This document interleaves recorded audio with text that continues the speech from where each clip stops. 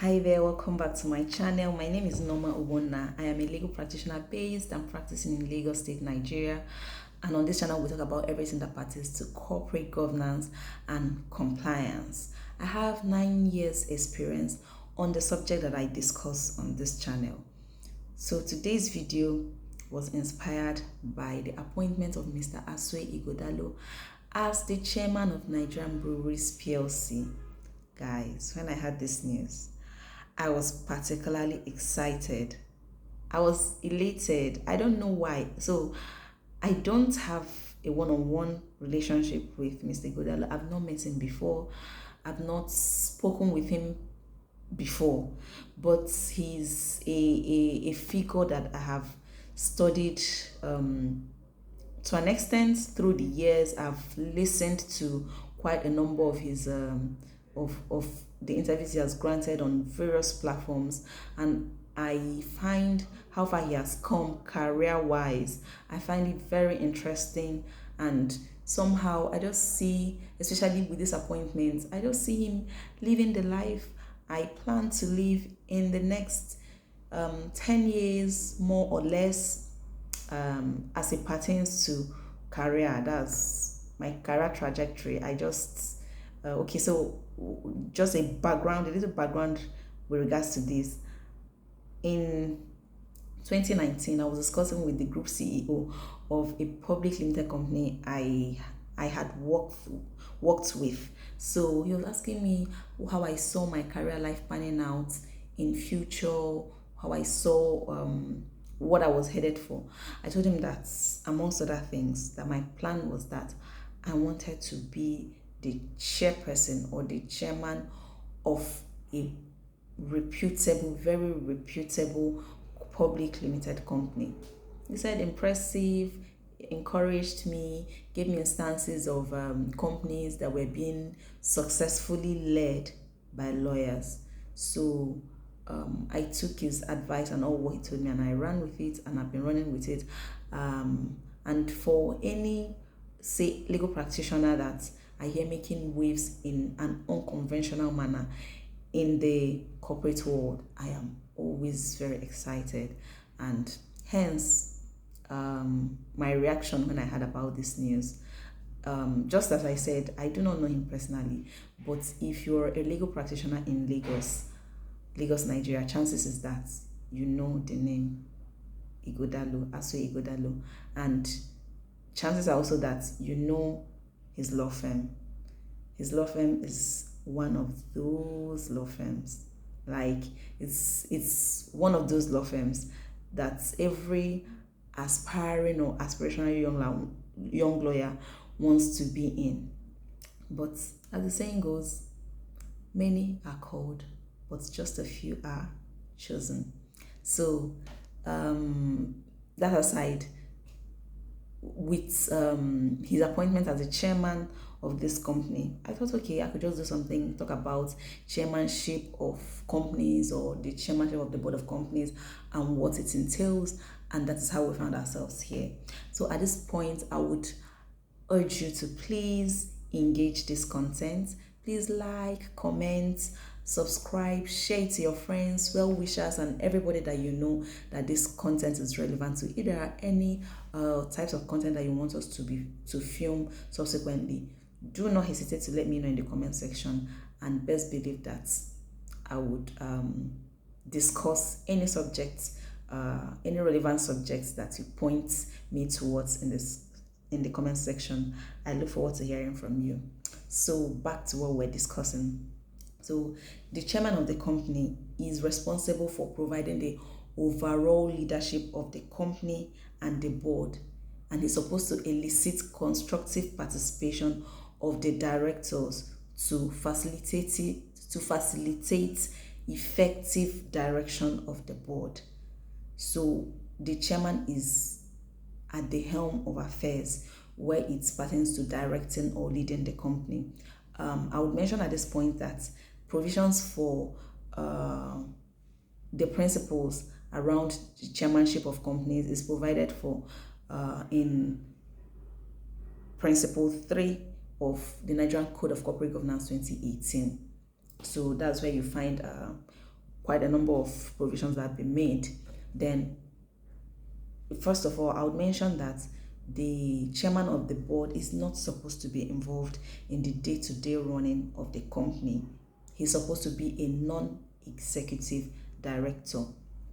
But the code has provided that where a person who is an executive director or the MD, CEO of a company, where it's imperative that he should be appointed that as the chairman of the board of a company, such a person must allow a 3-year cooling off period before he can be so appointed. So if you or if any person you know one is an executive director, is an MD, is a CEO of a company, and is desirous of being appointed, or it becomes so important that he has to chair the board of that company, then he has to step aside and wait out a 3-year period before he can be so appointed as a chairman of the board. So I'll just go straight into the specific functions of the chairman of the board. Number one is that the chairman of the board is supposed to preside over the meetings of the company. And these meetings of the company would include the board meetings and the general meetings of the shareholders of the company. The board chairman is also supposed to approve the annual board calendar or the annual board plan of the company. So this plan is more like a calendar that slates or states out the activities of the board for the year, all the board meetings are supposed to be held, the board committees meetings, whatever trainings, if there's supposed to be a board evaluation, if there's supposed to be an induction program, whatever the board is supposed to do for that year is supposed to be contained in the board. So this document is supposed to be agreed and vetted and approved by the board chairman. Also, the board chairman is responsible for ensuring that the board that the agenda for the meetings of the company are set. So that's the agenda of both the board meeting and the general meetings of the company is supposed to ensure that this agenda are set. The drafts could be prepared by the company secretary or whoever has instruction to so do, but it is his responsibility. It's his responsibility to ensure that the adequate or the items in the agenda covers what is supposed to be discussed, what he wants discussed, or what the board wants to have discussed at the meeting. Generally, we would say that the agenda for the meeting is the chairman's agenda. There's also another thing we say. We also say that the meeting is the chairman's meeting. So that's basically to say that it's his primary responsibility. Any other person, maybe like in terms of the company secretary, doing performing any roles in this regard are supporting him to ensure that these responsibilities are met. Then the chairman is also responsible for ensuring that board meetings are properly conducted. He's also to ensure that the board is effective and that the board functions in a cohesive manner. So he's supposed to be that tie that binds the board, that the board works together, that the board comes together, discharging their mandates in a cohesive manner. Then the chairman is also supposed to ensure that new members joining the board are properly inducted.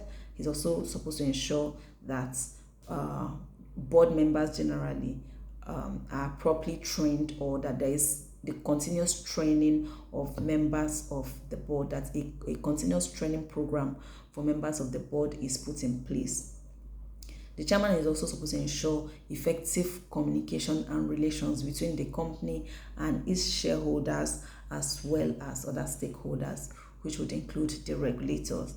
Then the chairman is also supposed to take a lead role in the assessment, improvement, and development of the board.